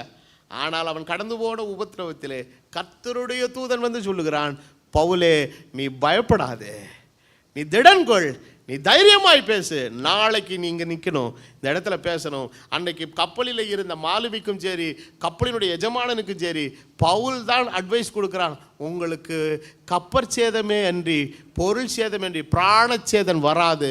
கர்த்தர் தமது ஊழியக்காரன் சொன்ன வார்த்தையின்படி காரியங்கள் நடந்தது. அப்போ இன்னைக்கு நமக்கு ஆண்டவர் அளித்திருக்கிற இந்த விசுவாசத்துக்காக வைராக்கியமாக நிற்கணுங்க. உலகத்தில் இருக்கிற எல்லா விஷயங்கள், இந்த கல்யாணம் காட்சி அது இது லொட்டு லொசுக்கு, இதெல்லாம் அற்பமான விஷயங்கள். அப்போது அதனால தான் நான் உங்களுக்கு திரும்ப திரும்ப சொல்லுகிற காரியம், உங்களுக்கான வாழ்க்கை துணையை தேர்வு செய்யும்போது நீ என்ன விசுவாசத்தின் நிலையில் இருக்கிறாயோ அதை தான் என்ன பண்ணணுங்க, தேர்வு செய்யணும். அது தேர்வு செஞ்சால் தான் பயணம் ஒழுங்காக, நல்ல ஜர்னி ஒழுங்காக போவோம். சின்ன சின்ன பிரச்சனைகள் வரும், but it can be resolved. அது என்ன செய்யப்படலாம், சரியாக்கப்பட முடியும். ஆனால் சம்பந்தமே பொருத்தமே இல்லாத ஒரு சூழ்நிலையில் போயிட்டு சிலர் அதில் ஆண்டவர் மீட்டு அவங்களை கொண்டு வர்றான்னா, தேவன் அவர்கள் மேலே வைத்த கிருபை தயவு, ஏதோ ஆண்டவர் அந்த சூழ்நிலையில் அவர்கள் செய்த காரியங்களுக்கு கர்த்தர் உதவியாக இருக்கிறாரு. ஆனால் வசனத்தை ஆழமாய் பல நாண்டுகளாக பல வருஷங்களாக கற்றறிந்து ஒருவன் இந்த விசுவாசத்தின் நிலைப்பாட்டுக்கு சரியான ஒவ்வாத ஒரு காரியத்தோடு இணைக்கப்பட்டு கஷ்டப்படும் போது என்ன பண்ண முடியும்? Is not able to establish his faith. இன்றைக்கு சபையை விட்டு போன எத்தனையோ பிள்ளைகள் கண்ணீரோடு என்கிட்ட ஃபோன் பண்ணி கேட்குறாங்க. ஆனால் தொடர்ந்து அவங்க செய்தியை கேட்குறாங்க. ஒன்றுமே சொல்லலை, உங்களுக்கு இப்போ இருக்கிற நீ சூழ்நிலையில் நீ எங்கேயும் போக முடியாது, எந்த சபைக்கும் போக முடியாது, எங்கேயும் ஐக்கியப்பட முடியாது. ஒன்றே ஒன்று செய், நான் அனுப்புகிற செய்தியை ஒழுங்காக கேட்டு கர்த்தருடைய வருகைக்கு ஆயத்தப்படு, உனக்காக நான் ஜெபம் பண்ணுறேன். அழுவுது, தேம்பி தேம்பி அழுவுது, என்ன பண்ணுறது? கவனமாக இரு ஒன்று விசுவாச வாழ்க்கை குறித்து. அப்போ இந்த மாதிரி ஒரு சில சின்ன சின்ன காரியங்களிலேயே உன்னுடைய விசுவாசத்தை நீ உறுதியாக எஸ்டாப்ளிஷ் பண்ண முடியலன்னா, நீ மிகப்பெரிய அளவில் அப்போஸ்தலர்கள் பட்டது போன்ற மிக ஆழமான கொடூரமான உபத்திரவங்கள் வந்தால் நீ என்ன செய்வாய்? இதெல்லாம் சும்மா ஒரு எல்கேஜி டெஸ்ட் மாதிரி தான் உனக்கு ஆண்டவர் அனுமதிக்கிறாரு. இதில் எப்படி இருக்கிற வேதத்தில் வாசிக்கிறோம், ஆண்டவர் ஆபிரகாமை அழைத்து தன் புத்திரனை காணிக்கையாக பலியாக ஒப்பு கொடுக்கும் போது வேதத்தில் வாசிக்கிறோம், கர்த்தர் ஆபிரகாமை சோதித்தார். அவன் உத்தமன் என்று என்ன பண்ணின பின்பு விளங்கின. You have to prove your faith. அப்போ விசுவாசத்தை நம்ம இதுதாங்க ஆண்டவருடைய பாடுகளுக்கு நம்ம கொடுக்கக்கூடிய ரெசிப்ரோகேஷன்னா இது ஒன்று தான். இந்த வீட்டில் சிலுவை மாட்டிக்கிறது, கழுத்தில் தொங்க விட்டுக்கிறது, இதெல்லாம் ஒன்றும் கிடையாதுங்க. இந்த 40 நாள் வயிற்ற காய போட்டுக்கிட்டு இருக்கிறது, இதெல்லாம் சுத்த கிறிஸ்தவத்தில் நடைபெறுகிற ஒரு மாய்மாலங்கள். நீ உண்மையாகவே கிறிஸ்து சந்தித்த பாடுகளுக்குன்னு ஏதோ உன்னை நன்றி அறிதெல்லாம் கொடுக்கணும்னு நினைச்சனா ஒன்று செய். இந்த கிருபையுள்ள வசனத்துக்கு உறுதியாய் வாழ்ந்து இது நிமித்தம் வரக்கூடிய எல்லா சேலஞ்சஸையும் கர்த்தர் நிமித்தம் நீ ஃபேஸ் பண்ணி தைரியமான இல்லை. இதுதான் நீ விசுவாசத்தில் நீ ஆண்டவருக்காக காட்டுகிற வைராக்கியம். இதை தான் கர்த்தர் உன்னிடத்தில் எதிர்பார்க்கிறார். இதுக்காக எல்லாத்திலையும் வளைஞ்சி வளைஞ்சி வளைஞ்சி போய் நம்முடைய விசுவாசத்தை நம்ம அப்படிலாம் பண்ண முடியாதுங்க. அதனால தான் யூதாவில் எழுதும் போது அப்போஸ்தலனாகிய பவுல் சொல்லுகிறான், இது ஒரு விசை ஒப்பு கொடுக்கப்பட்ட visa. It is once delivered unto the saints. இது வாங்கிட்டு திருப்பி கொடுத்துக்கிட்டு திருப்பி வாங்கிக்கிட்டு அப்படிலாம் கிடையாது. ஒரு தரம் கொடுக்கப்பட்டது. இது உண்மையா இருக்கணும். இந்த காலங்களில் இந்த விசுவாசத்துக்கு ஸ்திரத்தன்மை இல்லாமல் இருக்கிற ஊழியர்கள் எப்படி இருக்கிறாங்க? எத்தனை நாளைக்கு பிறகு அப்போஸ்தலருடைய உபதேசம் நிற்க முடியாது, பின்ன வேற எந்த உபதேசத்தில் இருக்க போற? நீ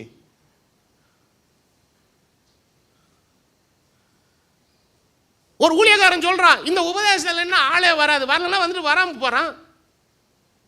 என்ன பிரச்சனை உனக்கு? நான் கேட்டேன், உனக்கு இந்த வார்த்தையை பேசுறதுக்கு உனக்கு எப்படி துணிகரம் வந்துச்சு உன் வாயில?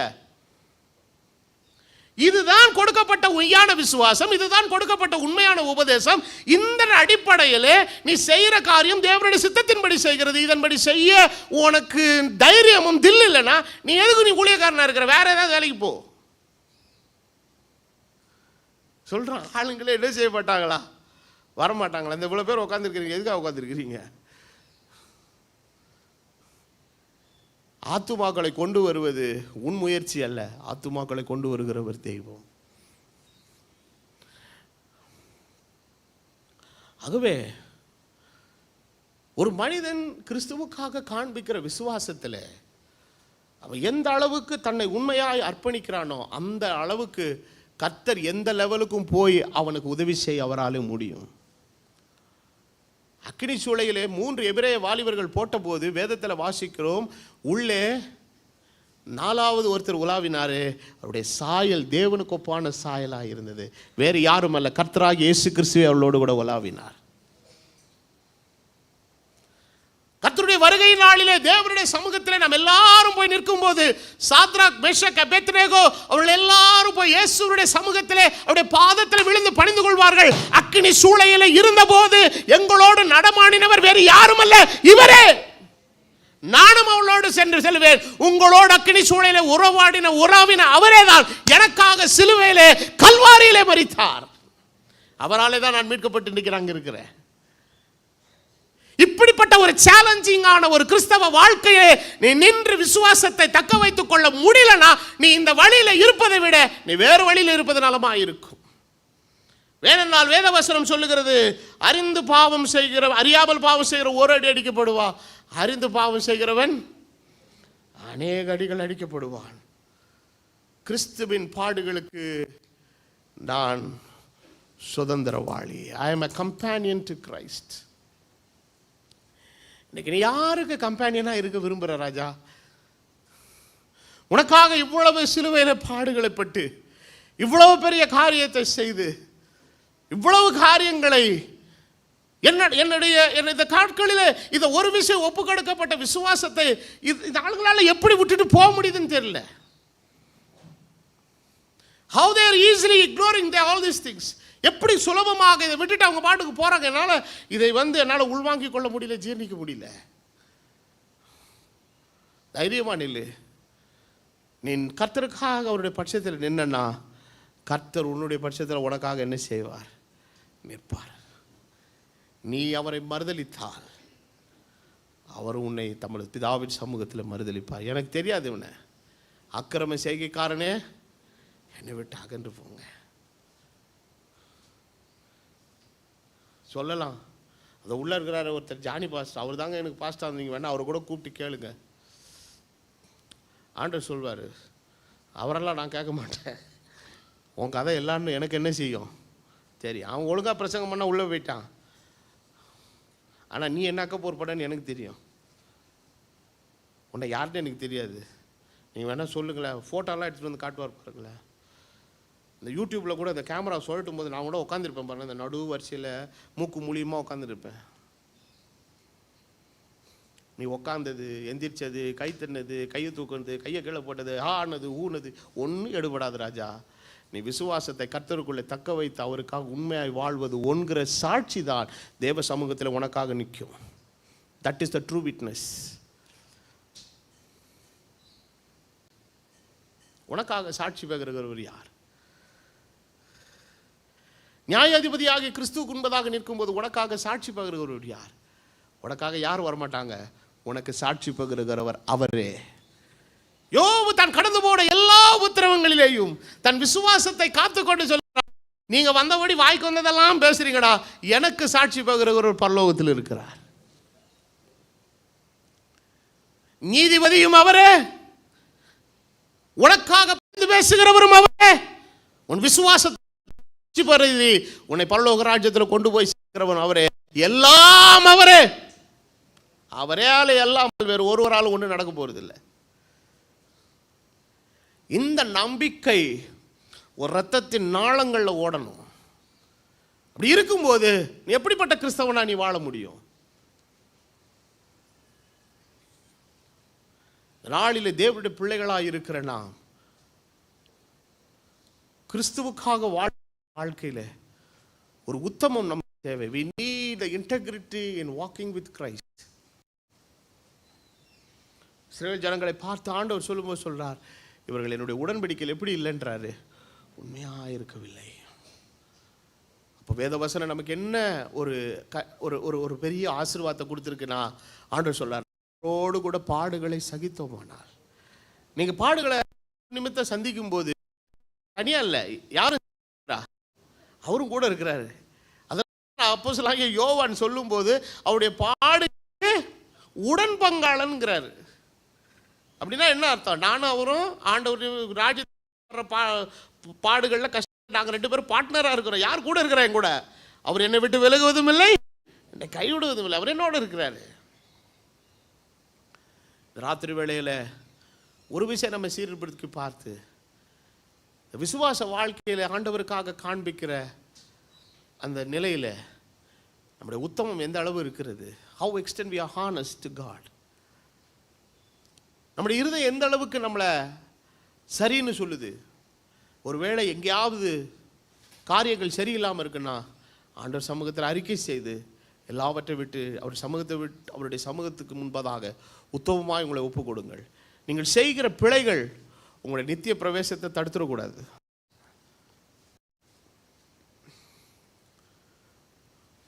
ஆகவே இந்த ராத்திரி வேளையில் அவருக்காக வாழ்வோம், அவரை போல வாழ்வோம், அவருக்காக எதையும் சகிக்க விட்டு கொடுக்க நம்ம ஆயத்தமாயிருப்போம். அப்போஸ்தலனாகிய பவுல் சொல்கிறார், எனக்கு லாபமாக இருந்த எல்லாவற்றையும் அவருக்காக நஷ்டம் என்று விட்டேன், குப்பையுமாக எண்ணுகிறேன். நான் எதுக்கு ரெடிங்கிறான்? இப்போ இந்த ஒரு மைண்ட் செட்டுக்குள்ளே நம்ம இன்னைக்கு வரணும். இன்னைக்கு அதை பற்றி யாருமே அழைத்த தேவன் உண்மை உள்ளவர். இந்த உத்தராங்கோயிலில் அப்பா ஊழியத்தை 1969 ஆரம்பித்த போது கிறிஸ்தவர்கள் என்று சொன்னால் அவர் கீழ்ச்சாதிக்காரர்கள் என்று சொல்லி குழாயில் தண்ணி பிடிக்க விட மாட்டாங்க எங்களை. எவ்வளோ கஷ்டங்களை அனுபவிச்சாங்க. ஆனால் ஒரு நாள் கன்வென்ஷன் கூட்டம் நடந்த போது ஒரு மாலை 5 மணிக்கு ஒரு சிலுவையின் அடையாளம் பிரத்யட்சமாய் வானத்தில் தெரிந்த போது அந்த தெருவில் இருக்கிற அத்தனை இந்துக்களை கையெடுத்து கும்பிட்டு அன்னைக்கு சொன்னா, உங்க சாமி உங்களுக்கு நல்ல நாளில் உங்களுக்கு தரிசனம் கொடுத்தாருன்னு சொல்லி அன்னைக்கு கூப்பிட ஆரம்பிச்சா, வாத்தியார் ஐயா வாத்தியார் அம்மான்னு. இன்னைக்கு அந்த தெருவில் நான் நடந்து போனேன்னா என்னை மரியாதையோடு ஏற்றுக்கொள்கிற அத்தனை பேர் இருக்கிறாங்க. வாழ்கிற சமுதாயத்தில் நீ எப்படி வாழணும்? You must live with a testimony. ஒரு சாட்சியோடு நீ வாழணும். வாழ்ந்தனா உன் சத்துருக்களும் கர்த்தர் உன்னோடு கூட சமாதானமாகும்படி செய்வார். ஆண்டவர் அந்த தெருக்களில் செய்த அற்புதமானது. எதிர் வீட்டில் இருந்த ஒரு பாட்டிக்கு பாவம் காய்கறி வியாபாரம் பண்ணும், குஷ்டரோகம் வந்துச்சுன்னு தூக்கி வெளியே போட்டாங்க, வீட்டை விட்டு துரத்தி விட்டாங்க. அது பக்கத்தில் ஒரு திண்ணையில் படுத்து கிடக்கும். அந்த திண்ணையில் கிடந்த அம்மாவை கூப்பிட்டு வந்து அப்பா ஜோம் பண்ண போது குஷ்டரோகத்திலேருந்து கர்த்தர் விடுதலை கொடுத்தார். அந்த அம்மா கையெல்லாம் அப்படி மொட்டை மொட்டையாக தான் இருக்கும். எங்களுக்காக கை காலெல்லாம் நல்லா அமுக்கி விடும், சாப்பாடு போடும், எல்லா வேலையும் எங்களுக்கு செஞ்சு கொடுக்காது. குஷ்டரோகம் இருக்கிற நாங்கள் ஒரு காலம் அந்த அம்மா அருவருப்பாக நாங்கள் நினைச்சது கிடையாது. ஒரு நேரங்களில் பிரச்சனைகள் எழுமதான் செய்யும். உன் விசுவாசத்தில், உன் நம்பிக்கையில், கிறிஸ்துவை பற்றுகிற காரியத்தில் நீ உண்மை உத்தமமாய் இருப்பாயானால் கர்த்தர் உனக்கு சாட்சியாய் வந்து நிற்பார். அன்றைக்கு கிடைச்ச சாட்சி தான் இன்னை வரைக்கும் அந்த ஊழிய இந்த இடத்துல நிலை நிற்க கர்த்தர் கிருபை கொடுத்திருக்கிறார். இந்த இடத்துக்கு விரோதமாக எவ்வளோ பிரச்சனைகளை, சத்துருக்களினுடைய போராட்டத்தை எழுப்ப சத்துரு முயற்சித்தான். ஆனாலும் அந்த எல்கையை தாண்டி அவனால் உள்ள வர முடியல. காரணம், தேவனுடைய பாதுகாப்பின் வளையம் இந்த இடத்தை சுற்றி இருக்கிறதுனாலே. கர்த்தர் தமக்கு பயந்தவர்களை சூழ பாளையம் இருக்கு. ஏன் இதான ஆண்டவர் இம்மானுவேல் ஜெபத்துக்கு மாத்திரம் ஏதாவது கான்ட்ராக்ட் போட்டு கொடுத்துருக்கிறாரா? அவரை சேவிக்கிற ஒவ்வொருவனுக்கு அது வாக்குத்தத்தம் பண்ணப்பட்டிருக்கிறது. அப்போ உன்னுடைய நீ ஆண்டவரோடு செய்து கொண்டிருக்கிற அந்த உடன்படிக்கையில் உண்மையாக இருந்தானால் உண்மையான தேவனுடைய பாதுகாப்பு உன்னுடைய இருக்கிற இடத்துல உனக்கு இருக்கும். அவர் உன்னுடைய போக்கையும் உன் வரத்தையும் தேவன் ஆசீர்வதிப்பார். தீமை உன்னை என்ன செய்யாது, அணுகாது. யாக்கோபுக்கு விரோதமான மந்திரம் இல்லை, இஸ்ரவேலுக்கு விரோதமான குறி சொல்லுதலும் இல்லை. யாக்கோபுக்கு விரோதமாய் உருவாக்கப்படுகிற எந்த ஆயுதமும் வாய்க்காது. அவர் விசுவாசத்தில் உண்மையும் உத்தமமாய் நாம் நிற்போமானால் தேவனுடைய துணையும் பாதுகாப்பும் நம் மீது எப்பொழுதும் இருக்கும். இதை நான் பிரசங்கமாக செய்யவில்லை, இந்த ஊழியத்தில், இந்த வாழ்க்கையில் நான் அனுபவித்ததை சாட்சியாக உங்களுக்கு சொல்லுகிறேன். எனக்காக ஆண்டவர் பட்சபாதம் உள்ளவர் அல்ல. என்னை போல, எங்களைப் போல யாரெல்லாம் இந்த விசுவாசத்துக்கு உண்மையாக இருக்கிறார்கள் எல்லாருக்கும் அது வாக்குத்தத்தம் செய்யப்பட்டிருக்கிறது.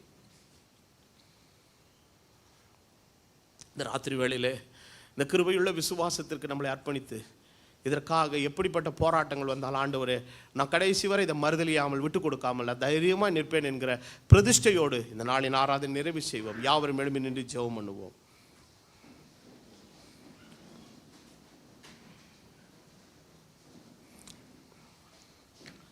எங்கள் நல்ல பிதாவே, இந்த நல்ல வேளைக்காக நான் நன்றி செலுத்துகிறேன். இந்த ராத்திரி வேளையில் நீர் தந்தபடி ஜீவனுள்ள வார்த்தைக்காக ஸ்தோத்திரம். விசுவாசத்தில் நல்ல போராட்டம் போராடும்படி எங்களை நீர் அழைத்திருக்கிறீர் ஆண்டவரே. இந்த உன்னத அழைப்புக்காக நான் நன்றி செலுத்துகிறேன். வந்திருக்கிற எங்கள் எல்லாரையும் தேவனுடைய கருத்தில் ஒப்பு கொடுக்கிறோம். உடைய வருகைக்கு முன்பதான கடைசி மணி நேரத்திலே நாங்கள் வாழ்கிறோம். கடந்த 2000 ஆண்டுகளாய் இந்த விசுவாசத்திற்காய் உண்மையாய் பல கொடூரமான மரணங்களையும் உபத்திரவங்களையும் பாடுகளையும் சந்தித்த பரிசுத்தவான்களின் ரத்தம் இந்த பூமியில சிந்தப்பட்டிருக்கிறது ஆண்டவரே. இன்னைக்கு நாங்கள் சந்திக்கிறதெல்லாம் ஒன்றுமே இல்லை ஆண்டவரே. இதை இன்னமோ பெரிய விஷயமாக நாங்கள் நினைத்து அதை ரொம்ப மிகப்படுத்தி கொண்டிருக்கிறோம் ஆண்டவரே. ஆண்டவரே, விசுவாசத்துக்கு நாங்கள் உண்மையாக இருக்க எங்களுக்கு உதவி செய்யும் கர்த்தாவே. பொந்திய பிலாத்துக்கு முன்பதாக நாங்கள் நல்ல அறிக்கை செய்த இயேசுவுக்கு நாங்கள் உடன்பக்காரர்களாக இருக்கிறோம் ஆண்டவரே. உம்மை போல நாங்களும் நல்ல அறிக்கை செய்து நல்ல விதமாய் வாழ்ந்து தேவனுடைய சமூகத்தில் நாங்கள் காணப்பட நீர் எங்களுக்கு கிருபை அருளும்படி ஜெபிக்கிறேன். வந்திருக்கிற எங்கள் எல்லாரையும் நீர் ஆசீர்வதியும். எங்கள் எல்லாருக்கும் நல்ல சுகத்தை தாரும், பலத்தை தாரும், கிருபைகளை தாரும், நன்மைகளை தாரும், ஆசீர்வாதங்களை தாரும். விசுவாசத்தில் ஜனங்கள் உறுதியாய் நிலைத்திருந்து அதை மேன்மைப்படுத்தி, அதை போற்றி, அதை உயர்த்தி, அதற்காக வாழ்வதனுடைய பலன் அவர்கள் வாழ்விலே வந்து சென்றடைய நீர் கிருபை செய்யும். தயவுள்ள கரத்தில் ஒப்பு கொடுக்கிறேன். உடைய கிருபை உடைய ஜனத்தை காப்பதாக. நீர் ஆயத்தம் பண்ணி இருக்கிற ஆகாரத்துக்காக ஸ்தோத்திரம். அனைவரும் புசித்து சந்தோஷமாய் கடந்து செல்ல உதவி செய்யும். கணமும் துதி மகிமையும் ஒருவருக்கே எடுக்கிறேன். இயேசு கிறிஸ்துவின் நாமத்தில் வேண்டுதல் செய்கிறேன். ஆமென். ஆவியும்